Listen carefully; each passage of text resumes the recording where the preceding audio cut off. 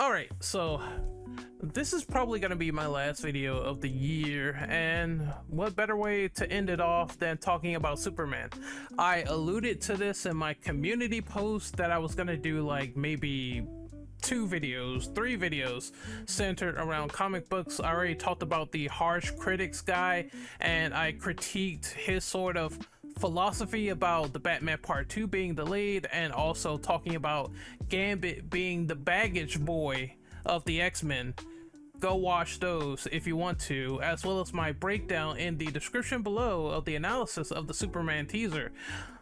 I liked it. I really did. I thought it instilled something in me that I haven't seen in Superman live action media in a long time.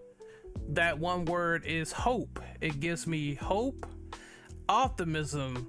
It shows a less bleaker Superman, unlike the past rendition with Henry Cavill, and how that was going in a direction of Pa Kent trying to instill values into Superman by saying, hey, well, maybe you need to let those kids on the bus die to conceal your identity, because that would be crazy otherwise, right? That would be the most non-Superman thing I think I could think of being taught to by my father, right? It's just, there's things I liked about Man of Steel, and it's things like that that are self-centered from the Kents that I hated so fucking much. You have no idea. All right, as a fan of the character, I really dislike that. All right.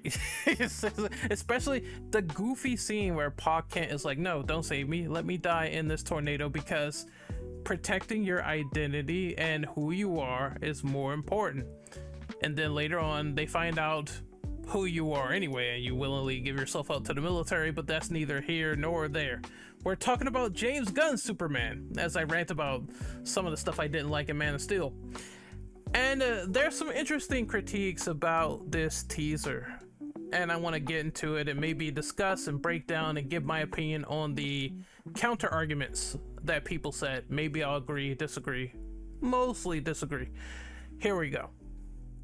This movie is going to be already terrible. This is a general thing I see people say about almost any piece of media. It could show like a 4-minute teaser, a 3-minute teaser, 2 minutes. It doesn't matter how long. People will write off the teaser and say it's fucking terrible, judge the whole shit from there, even though it says teaser trailer within.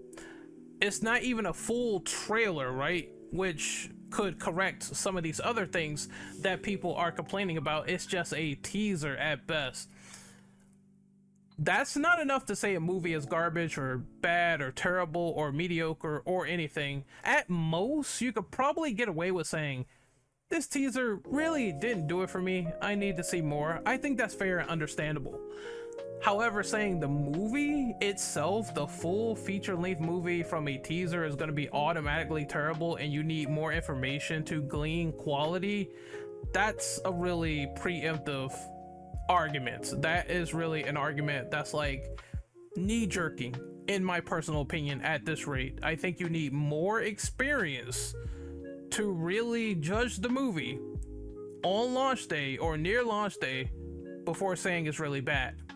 All right, next up, Superman doesn't smile. And this kind of goes with the previous criticism of people kind of knee-jerking, but I'm gonna assume in good faith, as my phone just goes the fuck off while I'm recording, I'm gonna kill my phone. I'm gonna assume in good faith that Lois Lane is the crux of Superman having varied emotions, whether being worried about Lois Lane, whether being happy about Lois Lane, whether being sad something happens, or whether being like very protective and determined because of this character. Lois Lane exists, and she is also giving off lust to Superman. It is no doubt that because this human character exists that is making Clark feel so many emotions that he's going to smile in the full movie. I have good faith that this is going to happen, whether it's he's Superman or Clark Kent, he's going to smile back. And because he's not smiling when an angry mob is like throwing a can at his head, you know, in a situation where he's probably disappointed in himself or other people or something else, maybe a villain won in that situation. You don't know the context of why he's pissed off and disgruntled with the angry mob scene. He doesn't attack these people, they sort of just throw stuff at him and blame him, and maybe he's feeling guilt in this moment. Just look at that. The alien is experiencing average everyday emotions with the weight of being a superhero on his shoulders, just like a normal human.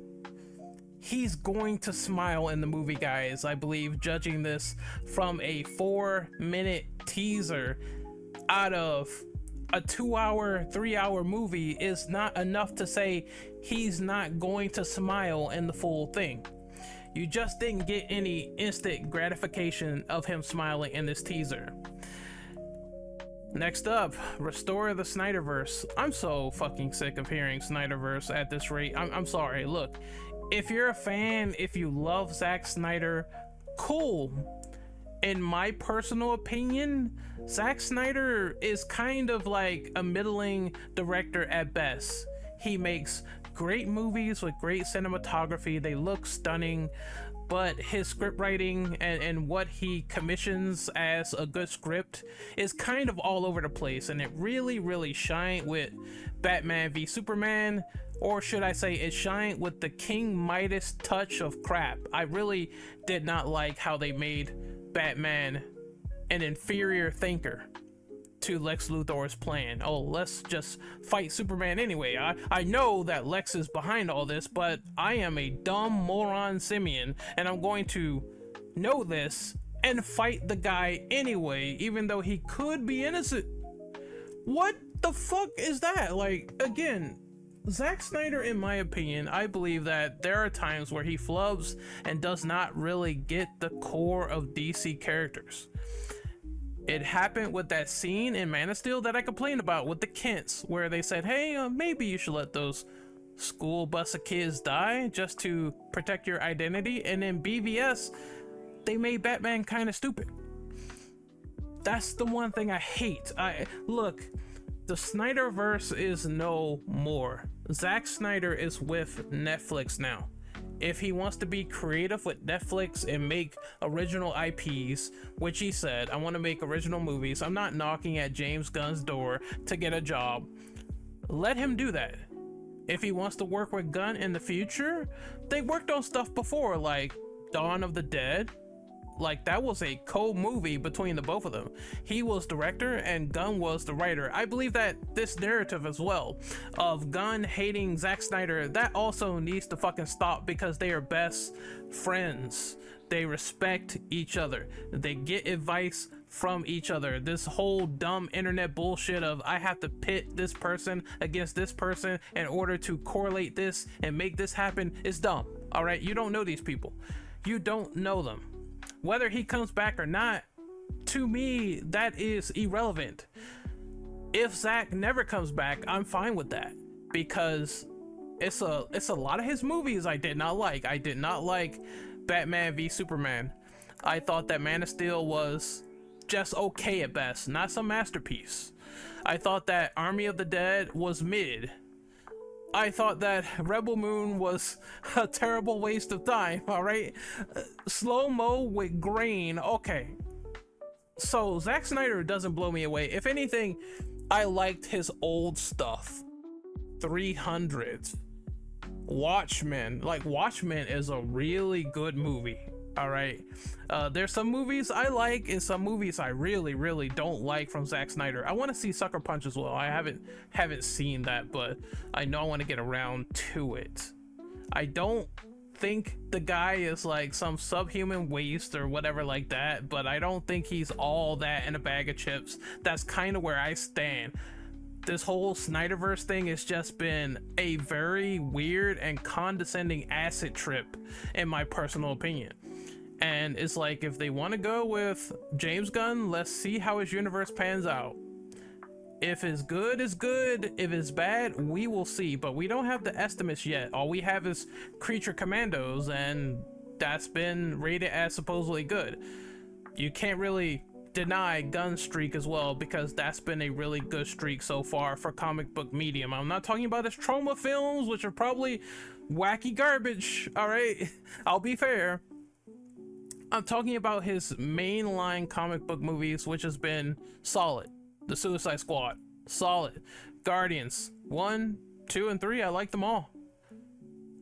And like I said, I named movies that Zack Snyder also made that I liked, like Dawn of the Dead, Watchmen, 300, all great films. But I believe this whole cult following of having him as the messiah of DC, you can make good quality DC films without Zack Snyder, which has been proven with the Suicide Squad. So yeah. Color grading. I don't like the color grading argument whatsoever. I believe that this is just some sort of argument to try to say, oh, the film looks ugly, therefore the film is going to be absolutely garbage. And I don't like this correlation that people try to link. It's a lot of people that said this about No Way Home. Of course, granted, you could talk about the color grading and how the film looks all you want. I'm not taking that away from you. But again, I think people like to put 2 and 2 together. It doesn't look that great in terms of color grading, movie bad. And you could just simply say, hey, I don't like the way the film looks, but the contents of the film itself, the story, the characters, everything around that at least is fine. I don't like the CGI at the end of Black Panther 1. It looked like 2 PS2 Rock'em Sock'em robots were fighting, and I really got taken out of the immersion with Killmonger versus T'Challa in that fight of the underground Wakanda rail track or whatever was going on. I got really taken out of the experience with that, and I can get situations like that for real. But it didn't ruin the overall whole movie for me. It was just one part, one piece of the equation, while I pretty much enjoyed the rest. They also have like literally 8 months of pre-production and post-production and all that other stuff to really get this movie together in terms of visual effects. That's what people aren't thinking about. It is a teaser and the movie is 8 months of fucking way. Clearly, the smaller stuff like Hawk Girl floating in the air, all that stuff is going to be fixed in pre-viz to post-viz. You guys gotta understand how the industry works from trailer to final movie. They're going to spruce all of that shit up. They're going to touch it all up, and there's going to be some fixes here or there. Sometimes they will look at the color grading and fix that shit, no problem. I believe No Way Home was a rare situation where they had to green screen the movie because they couldn't go on locales because of COVID, and I could perfectly understand it. I could understand why, right? But it didn't ruin the enjoyment of the film for me, and literally they went back and they fixed a lot of things in pre-viz anyway. I mean post-viz rather, I should say, because they came out with a cut of the movie that had better visual effects. I understand this shit happens, right? And there should be some notice to it, but it doesn't make or break everything for me. I'm not gonna go, oh god, there's CGI in a superhero movie. My god, I can't stand it. I can't watch it. I can't take it. I can't tolerate it. Doomsday in BVS was all CGI. That man was CGI from the ground up to the ground down. Fucking Darkseid, he was CGI from the ground up to the ground down. Thanos, ground up to the ground down. Clearly some models look better than others. I'm not gonna dispute that much, but again, it's a superhero movie. You're gonna see, especially a Superman movie. Superman movies are gonna have like CGI in them no matter what. You got a lot of high flight, high velocity, high speeds. They can't replicate that with a person without that person dying. So I would prefer if they put CGI in as opposed to actual human endangerment, right? Yeah, okay. So it doesn't really bother me in the long term unless it looks really, really bad like The Flash. I think The Flash is a good example of bad CGI no matter what. It looked fine for the most part, and it's going to be enhanced more with Superman as they go along with the final movie. Next up, let's see, what other criticisms do we have here? I saw someone saying that it's going to be the same humor as Guardians or the Suicide Squad. Yeah, Superman is going to have some levity, right?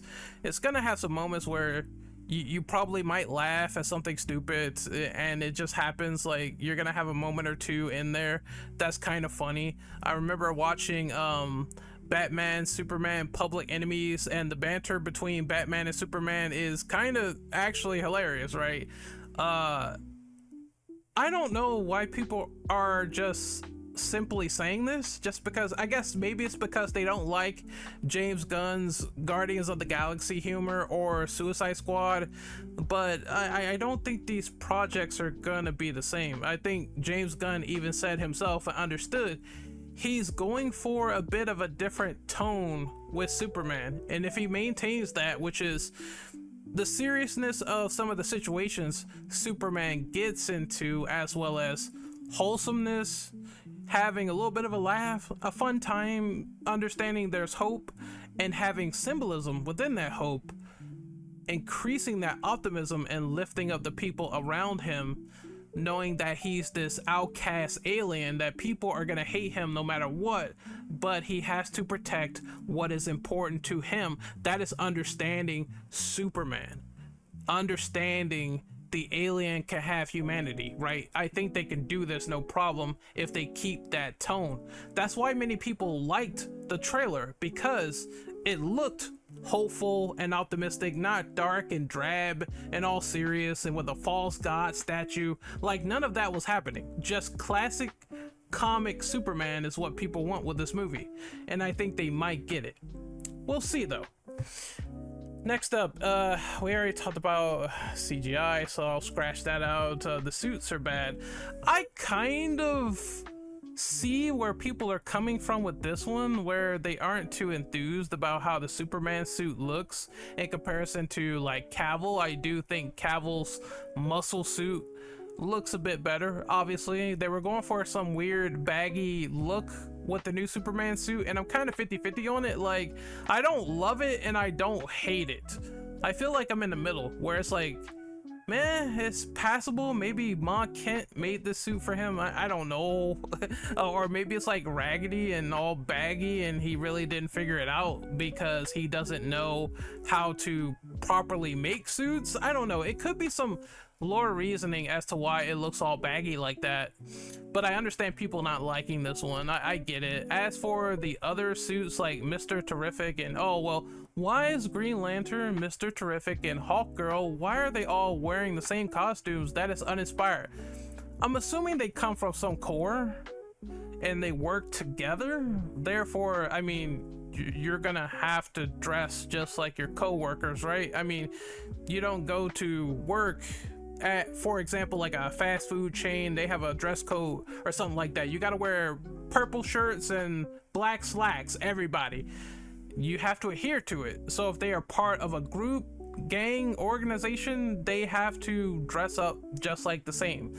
I have no issue with that, although it does seem like Guy Gardner has a little bit of a yee ass haircut, but I mean, that was also the bowl cut in the comics. I'm fine with that, really. I have no issue with that at all. Like, make them look dumb and comic accurate as possible. I'm totally fine with the accuracy. As for Mr. Terrific, I think he is the best looking one out of the bunch. I need to see more of Hawkgirl, of course, but he looks the best. He was so awesome in Justice League Unlimited, right? I'm afraid your patient has been antitheticized or something like that. I like that guy, really. He has like a lot of gusto and he has a lot of style and charisma to him, and I can't wait to see what the actor does. But I'm not mad at the Syndicate costumes or whatever they are. I'm not mad at them at all. I think it's fine for the most part. And Superman's costume is 50-50 for me. It's not really the best, but maybe it's something where it looks better in motion as opposed to just seeing it in like a still or something. So I gotta see more animation with this costume on, and then I could judge it more from there. How does it look in fluid motion? And for the most part, I like the crash scene. It looks fine during the crash scene. It's just up close the costume is like way too baggy.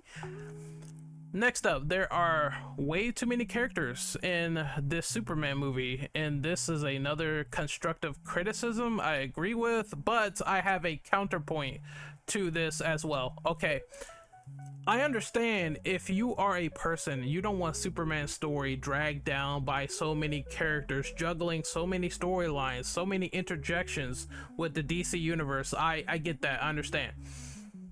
But you can tell a story with a lot of characters organically if you do it right. It takes a damn good writer, but you can do it. Look at Guardians of the Galaxy. That has a bit of, you know, that has actually a lot of characters, I would say, to deal with, contend with. You're working with a squad there and space aliens, making them all different in ways and making them all unique in ways too. And I think it worked out for that series, Suicide Squad. A lot of characters, a lot of storylines intersecting at once. You have to make those characters interesting, likable, hateable, whatever you plan to do. That takes a hell of a lot of writing to juggle so many protagonists and make their situations interesting. Avengers Infinity War, a lot of characters. Endgame, a whole fucking bunch of characters. Like, you can juggle a movie with a lot of characters, but when it comes to the central focus, that is the issue. Will this still feel like Superman? And if they can make Superman at the heart of everything despite these supporting characters, then I think you can make it work. As long as these cameos aren't way too distracting, then it's fine. I mean, a recent movie with cameos that weren't way too distracting and still told the story it had to tell was Deadpool and Wolverine. I believe that Deadpool and Wolverine story is still at the heart of that story, despite all the cameos you see. Fucking you see Human Torch, you see fucking Blade, Elektra, Gambit. It was placed well. If you place them in a well enough spot and you can make the story still christen with Superman, Lois Lane, Lex Luthor, it could be done. It could be done. It just depends on how they do it. But again, we have no other basis of this movie being out other than this teaser. There was another side criticism I wanted to talk about. It was someone saying it was low tier god. Fucking low tier god. Yickety. Yeah, low tier god is the one who said that Lex Luthor does not look intimidating in the slightest. And I mean, intimidation, fear, that's all subjective to a lot of people. What scares someone else may not scare me. Someone may not be scared of anyone at all. That could be physically imposing, and I guess this younger Lex is what they were going for. But you have to understand, Lex Luthor is always like brains over brawn. That's mostly each situation that they put Lex Luthor into is brains over brawn, one step smarter, 5 steps ahead of Superman. Hates his guts, right? He doesn't have to look like the most physically imposing older gentleman. It's not the first time they picked a younger Lex. It won't be the last. As long as the brains over the brawn stays, and this guy is like super smart, calculated, even dangerous to Superman, then I think it would be fine. Like, he doesn't have to look like the most menacing older dude in the world. He could be significantly smarter than Superman and still serve his purpose in the story. That's what I want. Next up, let's see, what do we have here for criticisms for the Superman trailer?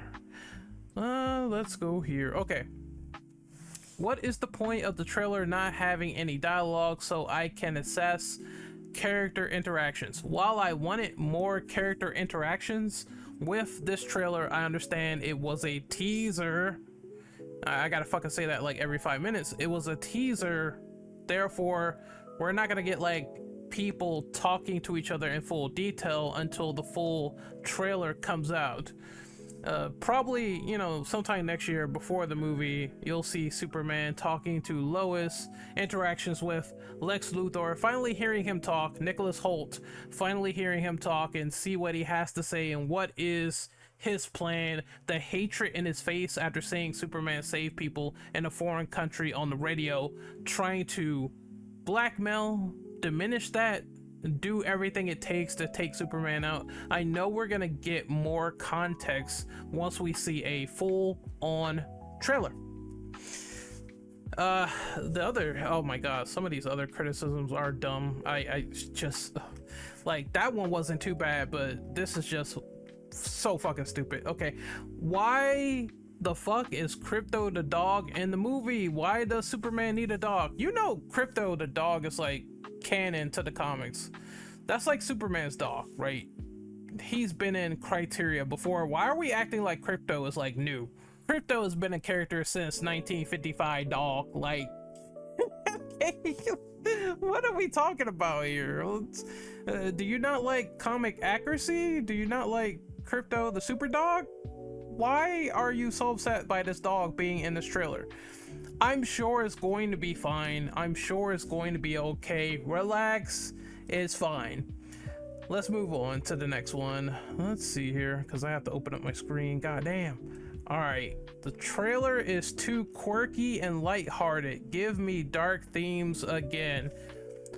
Didn't we have dark themes with Man of Steel? Why the fuck do you want dark Superman yet again? I think there should be dark moments, but not to the point where they overtake the levity of the situation and the hope away. We've had that over 10 years. Dark stories, dark Superman stories, stories where Superman is a dictator and evil. We've seen it time in and time out. It's time to go back to the back to basics origins of the character. Faster than a speeding bullet, more powerful than a locomotive, simple Superman storytelling with gripping emotion to the situation, a situational disaster around Superman trying to save the ones he loves, trying to instill love into others, trying to see others have hope in him, and hatred, and seeing those interpersonal relationships span out. That's what I want from the Superman. I've seen 10 years of this grimdark Superman bullshit, right? All right, I've seen broody Superman, moody Superman, evil dictator, rip your head off like Omni-Man Superman. I've seen all that stuff before, and I hate to say it, for the people that like that stuff, it's fine, but it's getting old. It's getting old. It is really getting old. They should not retrace the same steps they did in the past 10 years. Leave the dark stuff to Batman. That is Batman's stick. That is not Superman's stick, right? Even in the darkest moments, Superman finds the light, and I need this to happen in the story. You can have some dark moments, sure. I mean, there are some dark moments in Guardians 2, and I'm like, what the fuck? But they worked within the context of the story, and they could do like these sort of harrowing dark moments and have that. I mean, Superman is bleeding out in the trailer. That's a pretty like dark notion. Who beat his ass, right? He's like having labored breathing, sounding like he's about to die. Crazy how they start that out. But again, the whole movie should not be oppressing, in my opinion, tonally, which is why the trailer has those like moments of levity, like I said. But I know there's gonna be people that want like a lot of stuff from this, a lot of expectations. I totally get this movie has a lot of pressure behind it, but I liked what I saw for the most part, and whether I agree with some criticisms or I disagree with a lot of them, I'm looking forward to this one. Until then, I am Renegade Operative. I am signing out. So what do you think of the Superman 2025 trailer? Comment below and let me know, and I will see you guys next time. Later.